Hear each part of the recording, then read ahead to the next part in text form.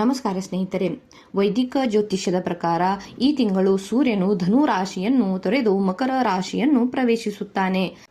ಜನವರಿ 15ರಂದು ಸಂಭವಿಸಿರುವ ಈ ಮಕರ ಸಂಕ್ರಾಂತಿಯು ಅನೇಕ ರಾಶಿಚಕ್ರ ಚಿಹ್ನೆಗಳ ಜೀವನದಲ್ಲಿ ಶುಭ ಪರಿಣಾಮವನ್ನು ಬೀರುತ್ತದೆ. ಆದರೆ ಈ 3 ರಾಶಿಯವರ ಅದೃಷ್ಟವು ಸೂರ್ಯನಿಂದ ಹೊಳೆಯಲಿದೆ ಎಂದು ಹೇಳಲಾಗಿದೆ. ಹಾಗಾದರೆ ಆ 3 ರಾಶಿಗಳು ಯಾವುವು ಎಂಬುದನ್ನು ನೋಡಿ. ಸ್ನೇಹಿತರೆ, ಪ್ರತಿ ಒಂದು ಗ್ರಹವು ಅದರ ನಿರ್ದಿಷ್ಟ ಸಮಯದಲ್ಲಿ ಸಾಗುತ್ತದೆ ಮತ್ತು ಎಲ್ಲಾ ರಾಶಿ ಚಕ್ರ ಚಿಹ್ನೆಗಳ ಜೀವನದ ಮೇಲೆ ಪರಿಣಾಮವನ್ನು ಬೀರುತ್ತದೆ. ಇದರ ಧನಾತ್ಮಕ ಮತ್ತು ಋಣಾತ್ಮಕ ಪರಿಣಾಮಗಳು ಎಲ್ಲಾ ರಾಶಿ ಚಕ್ರ ಚಿಹ್ನೆಗಳ ಜೀವನದಲ್ಲಿ ಕಾಣಬಹುದು.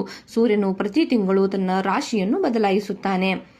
ಅದೇ ರೀತಿಯಾಗಿ ಸೂರ್ಯ ಮತ್ತೆ ಸಂಕ್ರಮಿಸುತ್ತಾನೆ.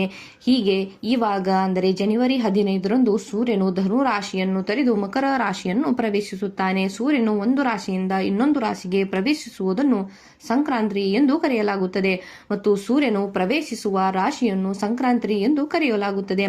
ಈ ಬಾರಿ ಸೂರ್ಯನು ಮಕರ ರಾಶಿಯನ್ನು ಪ್ರವೇಶಿಸಲಿದ್ದು ಇದನ್ನು ಮಕರ ಸಂಕ್ರಾಂತಿ ಎಂದು ಕರೆಯಲಾಗುತ್ತದೆ. ಹಿಂದೂ ಧಾರ್ಮಿಕ ಗ್ರಂಥಗಳಲ್ಲಿ ಮಕರ ಸಂಕ್ರಾಂತಿಯ ವಿಶೇಷ ಮಹತ್ವವನ್ನು ನೀಡಲಾಗಿದೆ. ಮಕರ ರಾಶಿಯಲ್ಲಿ ಸೂರ್ಯನು ಸಂಚಾರವು ಯಶಸ್ಸನ್ನು ತರುತ್ತದೆ. ಹಾಗಾಗಿ ಸೂರ್ಯನು ಸಂಚಾರವು ಯಾವ ರಾಶಿ ಚಕ್ರದ ಚಿಹ್ನೆಗಳಿಗೆ ಪ್ರಯೋಜನಕಾರಿಯಾಗಿದೆ ಎಂಬುದನ್ನು ನೋಡಿ. ಸ್ನೇಹಿತರೆ, ಮೊದಲನೆಯದು ಮೀನು ರಾಶಿ.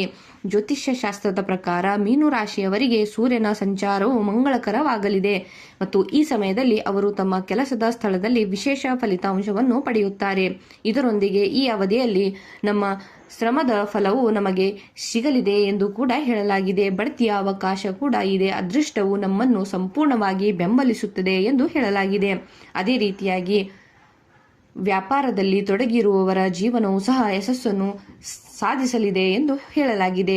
ಅದೇ ರೀತಿಯಾಗಿ ಹೊಸ ಆದಾಯ ಮೂಲಗಳನ್ನು ತೆರೆದುಕೊಳ್ಳಬಹುದು ಮತ್ತು ವೈವಾಹಿಕ ಜೀವನದಲ್ಲಿ ಬರುವಂತಹ ಸಮಸ್ಯೆಗಳು ಬಗೆಹರಿಯಲಿವೆ ಮತ್ತು ನಮ್ಮ ಜೀವನ ಸಂಗಾತಿಯೊಂದಿಗೆ ಗುಣಮಟ್ಟದ ಸಮಯವನ್ನು ಕಳೆಯಲು ನಾವು ಈ ಸಮಯವನ್ನು ಉಪಯೋಗಿಸಿಕೊಳ್ಳಬೇಕು ಎಂದು ಹೇಳಲಾಗಿದೆ.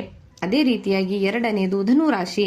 ಧನುರಾಶಿಯವರಿಗೆ ಸೂರ್ಯನ ಸಂಚಾರವು ಮಂಗಳಕರವಾಗಿದೆ. ಈ ಅವಧಿಯಲ್ಲಿ ಹೊಸ ಆದಾಯದ ಮೂಲಗಳು ತೆರೆದುಕೊಳ್ಳಲಿವೆ ಮತ್ತು ಕುಟುಂಬದೊಂದಿಗೆ ಗುಣಮಟ್ಟದ ಸಮಯವನ್ನು ಕಳೆಯುವ ಅವಕಾಶವು ನಮಗೆ ಈ ದಿನ ಸಿಗಲಿದೆ.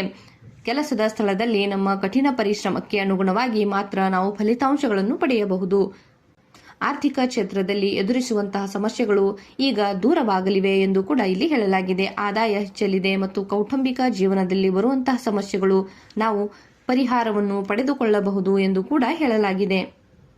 ಅದೇ ರೀತಿಯಾಗಿ ವೃಶ್ಚಿಕ ರಾಶಿ. ಸ್ನೇಹಿತರೆ, ಜ್ಯೋತಿಷ್ಯ ಶಾಸ್ತ್ರದ ಪ್ರಕಾರ ವೃಶ್ಚಿಕ ರಾಶಿಯು ಜನರು ಸೂರ್ಯನ ಸಂಚಾರದಿಂದ ಶುಭ ಫಲಿತಾಂಶವನ್ನು ಪಡೆಯಲಿದ್ದಾರೆ. ಈ ಅವಧಿಯಲ್ಲಿ ಹಿಂದೆ ಮಾಡಿದ್ದ ಕೆಲವು ಉತ್ತಮ ಫಲಿತಾಂಶಗಳನ್ನು ನೀಡಲಿದೆ ಎಂದು ಹೇಳಲಾಗಿದೆ. ಅಧಿಕೃತ ಕ್ಷೇತ್ರದಲ್ಲಿ ಉತ್ತಮ ಸಾಧನೆ ಮಾಡಬಹುದು. ಈ ಸಮಯದಲ್ಲಿ ನಾವು ಕೆಲಸಕ್ಕೆ ಸಂಬಂಧಿಸಿದ ಪ್ರವಾಸಕ್ಕೆ ಹೋಗಬಹುದು. ಅದು ಭವಿಷ್ಯದಲ್ಲಿ ಪ್ರಯೋಜನಕಾರಿಯಾಗಲಿದೆ ಎಂದು ಕೂಡ ಹೇಳಲಾಗಿದೆ. ಹೊಸ ಆದಾಯದ ಮೂಲಗಳು ತೆರೆದುಕೊಳ್ಳುತ್ತವೆ ಮತ್ತು ಉನ್ನತ ಶಿಕ್ಷಣಕ್ಕಾಗಿ ಯೋಚಿಸುವ ವಿದ್ಯಾರ್ಥಿಗಳು ಸಹ ಯಶಸ್ಸನ್ನು ಸಾಧಿಸಲಿದ್ದಾರೆ ಎಂದು ಹೇಳಲಾಗಿದೆ.